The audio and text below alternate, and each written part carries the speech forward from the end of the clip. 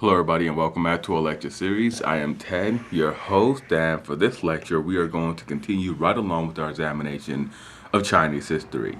So in our last lecture we looked at the first two earliest dynasties within China, the Shang and the Zhao. The Shang is credited with inaugurating many of the core institutional beliefs of China, and the Zhao is notable for instituting one of the more central aspects of Chinese dynastic policies, or politics, or even get the institutions. We can say institutions as well, and that would be the concept of the mandate of heaven. That is, the Zhao was able to supplant the Shang or the Shang without looking like just uprising rebels who seized power. They were able to argue intellectually that the Shang had been legitimate, that the Shang had what we will call the mandate of heaven, but that the Shang lost the mandate of heaven and thus lost the backing of the gods.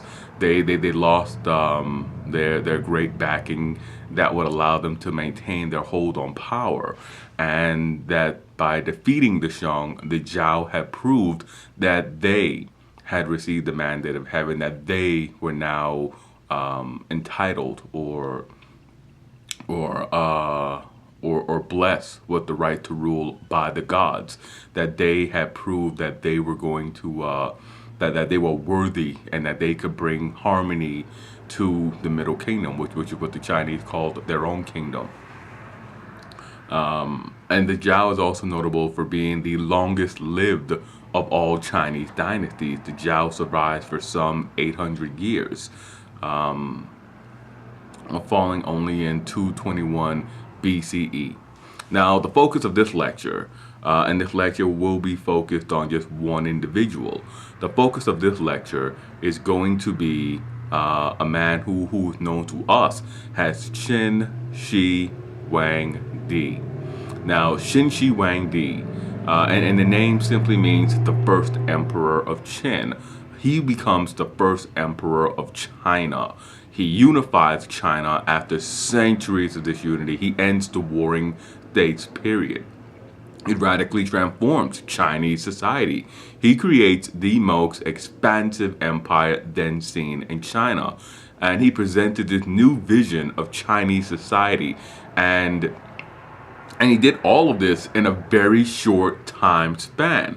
He set out he set out to simply eliminate his rivals. But what he did was he set the next political structure for China for the next millennia.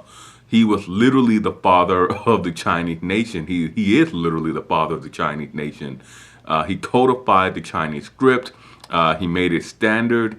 He built a magnificent terracotta army, and he began construction on what would become the Great Wall of China. Now, he is reviled in many sources, particularly among book lovers, readers, and so forth. They hate, they really don't like him because during the later portion of his reign, he begins the campaign of book burning, of knowledge restriction. He's also not liked by a lot of educators because he killed hundreds of scholars. But he is rightly admired for creating a strong, unified China. Now, Qin Shi Huangdi is also associated with many colorful tales in China. Interesting stories that relate to his rise to power, such as his surviving multiple assassination plots and his famed or just notorious quest for immortality. Now, Qin Shi Huangdi's story begins towards the end of the Warring States period. The region that will become China was divided into 7 major powers and a handful of minor powers. Now, one of the major powers was the Qin Kingdom, where Zheng, the future emperor, future Qin Huangdi, was born in 259 BCE. He was the son of Wang Jing, the king of Qin, and a concubine by the name of Lady Zhao. no relation to the Zhao dynasty. The king's chief minister was a former merchant by the name of Lu Bao. Lu Buwei, I'm sorry about that, Lu Buwei. When the king died, Zheng ascended to the throne, and he became the king of Qin at the age of 13. And Lu Buwei continued to rule. He continued to serve as chief minister during Zheng's minority, and he continued into that role, had chief minister and regent, a little after Zheng reached his majority. Now, an early obstacle for the young king and his new regent was the Dowager Queen, who still remained a very influential figure at court. And Lu Buwei found a way to placate the Dowager Queen by exploiting her supposed predilection for handsome young men. The Dowager Queen took the bait, and Lu Buwei was able to govern the state of Qin without opposition. He was able to focus on aggressive expansion, absorbing weaker neighbors, and as the young king came to age, he began to resent the control of the... I'm sorry about that. As the young king came of age, he began to resent the control of affairs by Lu Buwei and by Lady Zhao. Lu Buwei, he began to see, and he actually began to literally lose ground to Zheng. And Lu Buwei began to plot to supplant the king, to supplant Zhao, not Zheng, with one of his younger half-brothers. Zheng very quickly and very ruthlessly moved against his opponents. He exiled his grandmother, the Dowager Queen. He executed her lover. He executed the supporters at court and potential rivals for the throne. And Lu Buwei was exiled to a remote region of Qin. He later committed suicide by poison. And with these moves, Zheng firmly established himself as the only figure of authority in Qin. Zheng continued the policies of unification by conquest. He pursues this policy with much aggression, and in 11 years he has subdued the other 6 major powers. The conquest and the reunification that he and the other warring states had set out on had largely been accomplished by 221 BCE. Zheng's conquest was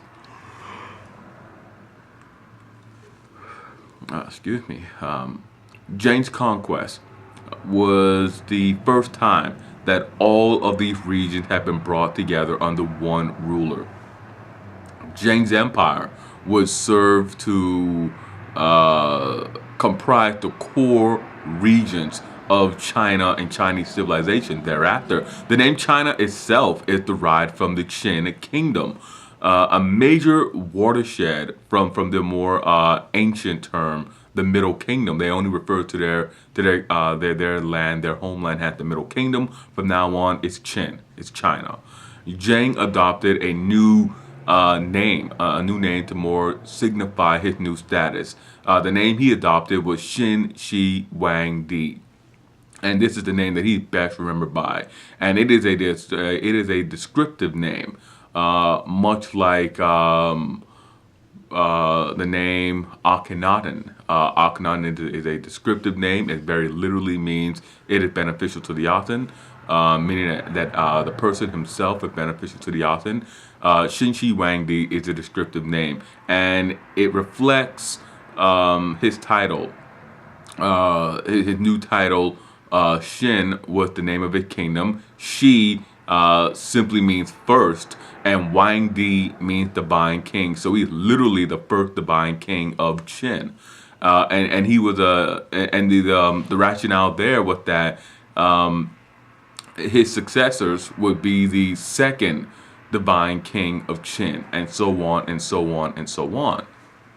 He intended to establish a 1,000-year dynasty, which his descendants would adopt the numeral bar. Early morning jitters, early morning yawns. He intended for his descendants to simply adopt numeral variants of the imperial title after they succeeded him. Now, Qin Shi Huangdi is known in China for surviving a number of assassination attempts. In one particular event, an assassin named Qin Shi formulated a plot to assassinate the emperor. He approached an imperial general then in rebellion against the crown, and the name of this general was Fan Wuji. Fa Wuji. With his plot, he asked Wuji if he could have his head to present to the emperor. Now, his plan was to present the head to the emperor and then stab the emperor to death. And remarkably, Fan Wuji agreed to do so. He committed suicide, and Qin Shi presented his head to the emperor. And during the assassination attempt, Qin Shi failed to kill the emperor, and the emperor succeeded in disarming Qin Shi and then stabbing Qin Shi with his own sword. Now, Qin Shi Huangdi governed his empire by legalism. He rejected the Confucian ideas that had dominated the preceding era. The emperor doesn't shy away from using terror and intimidation to govern his empire. Under the emperor, legalism is used to promote the concept that direct threats are the only way to ensure obedience of the masses. He's clearly employing it is better to be feared than loved outlook, guiding strategy, guiding principle towards state maintenance.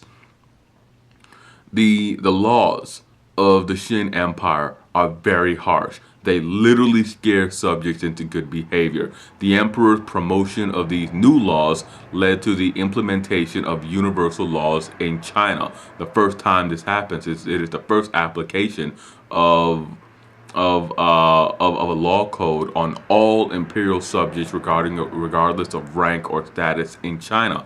The move also erodes away the power of those hereditary aristocrats who rose during the Zhao period. He's moving back towards this centralized period like we had seen during the Shang. Now, the aristocrats during this time, their power is eroding away, and they are sidelined by the emperor. For his army, Qin Shi Huangdi institutes a policy of merit-based promotion, ending the practice of an aristocratic monopoly on military command. So in this way, he's sort of keeping alive one of the more recent developments in which ability allows someone to rise from the lower stations in life to a higher station in life. So there's a bit of fluid mobility there. If you can demonstrate the ability, you can rise. Now, this was and of course that was a power play. Both of those were power plays. He wanted to break the power of the aristocracy. Now, the new legal system, the bureaucratic and the military reforms, moves China into a more just and equal direction. They were still harsh. It was still a very harsh environment. Execution was the punishment for just about every offense. Lesser penalties included tattooing, bodily mutilation, head shaving, and being sentenced to hard labor on imperial work projects. Qin Shi Huangdi, aside from imposing uniformity on his subjects, sought to bring uniformity to all other aspects, like weights, measures, written form of the Chinese language. These two actions established a single standard for all subsequent eras in Chinese history.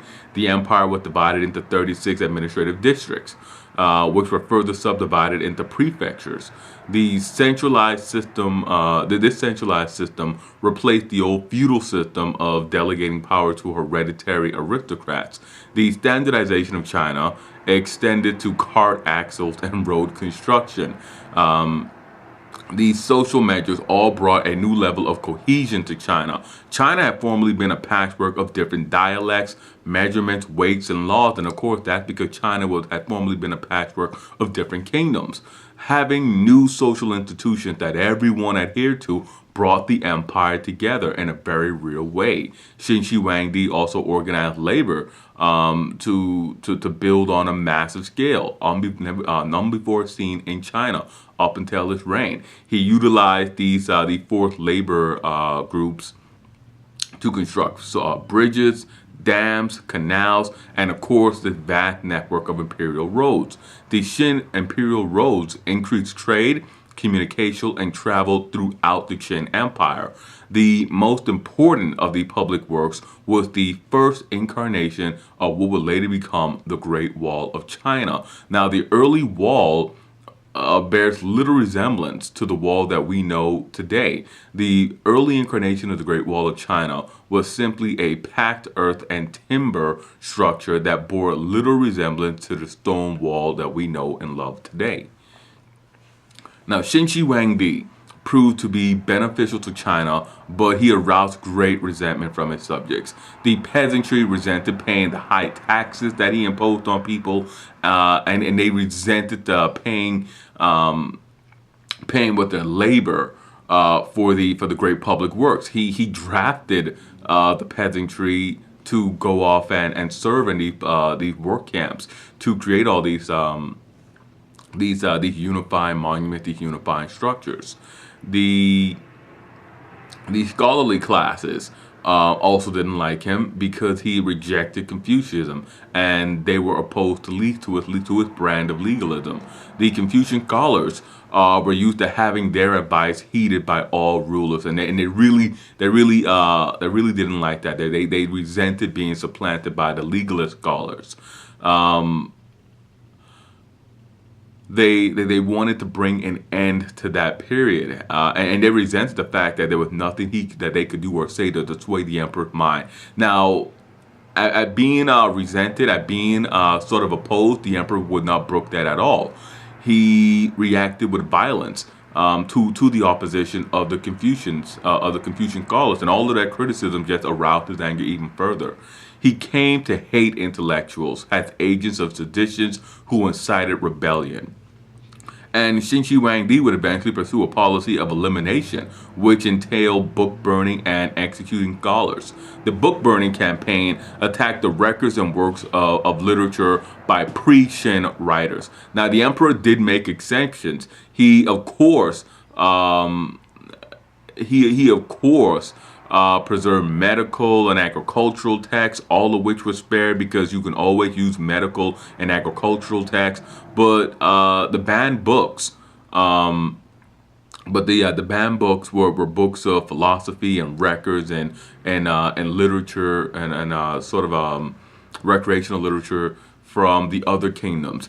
He did not attack the royal libraries of Qin. All the records of the Qin kingdom, his predecessors, were preserved. Nearly all of the ancient writings that we have from his period or beyond his period are Qin writings. He preserved all of Qin's record. It was his attempt at very literally erasing the accounts and the history of all those who came before his kingdom, his dynasty, his family. All those who came before his were erased. This was a part of his attempt again to bring China into uniformity. If we can only have one history, one narrative, it serves this unified state even more from his perspective. Now some copies do survive. Some copies were hidden away, and after the fall of the Qin, they would come into public play. Now, the policy that he pursued, this reactionary policy, really didn't silence the critics. And it doesn't bear well on him now, because it is one of the chief charges against him. The fact that he had that he embarked on a book burning campaign, and the fact that he attempted to silence his intellectual critics and their criticism. The policy targeted the 100 schools of thought. And this was done to ensure that the old arguments were never brought back up to challenge imperial policy or imperial authority again. Now, Qin Shi Huangdi's governing policies are the policies of a hardline pragmatic, a realist. Qin Shi Huangdi was a very mystical figure as well. He had wanted to reform the cosmic understanding in China. He adopted the element of water as an emblem on the rationale that water extinguishes fire, and he associated fire with the preceding Zhao dynasty. He also adopted black, the color associated with water, and it was also the color for all imperial banners. The Chinese, under an imperial under after an imperial decree, began to refer to themselves by a term that meant the black-haired people, and this is one that's still in use in China today. They still refer to themselves either as the men of Han or as the black-haired people. 6 was a number associated with both fire and black, and so that became the basis for many of their organizational reforms. 6 feet was chosen as the width for the chariot and wagon axles. The 36 administrative province is also 6 times 6. So you can sort of see 6 featuring into Chinese society on a number of levels.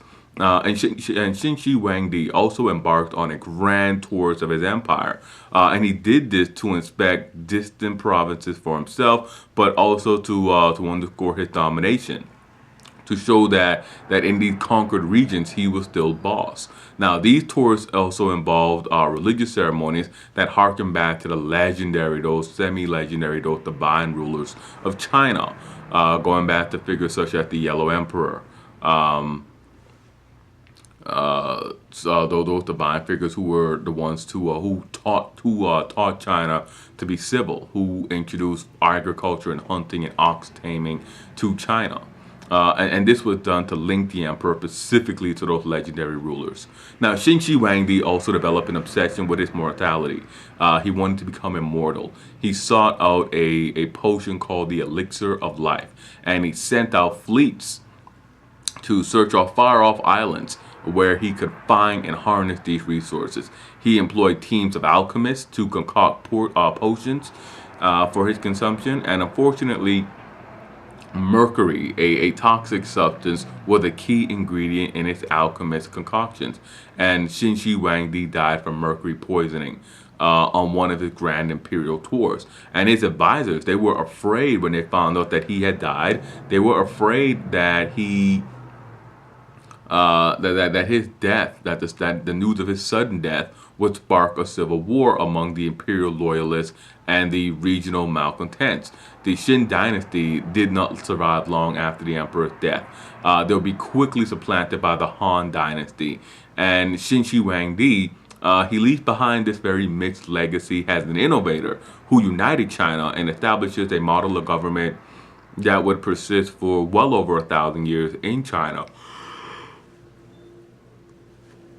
A model of government that will persist in China for well over 1,000 years, but he also leaves behind this legacy of a very repressive man who instituted these harsh policies that earned him a very negative reputation from his contemporary, from a number of his contemporaries, but also from us who study and look back at his actions. And that will wrap up our lecture on Qin Shi Huangdi. Hit like, subscribe, and comment. Let me know what you thought about it. As always, I am Ted. I will see you guys next time for another lecture.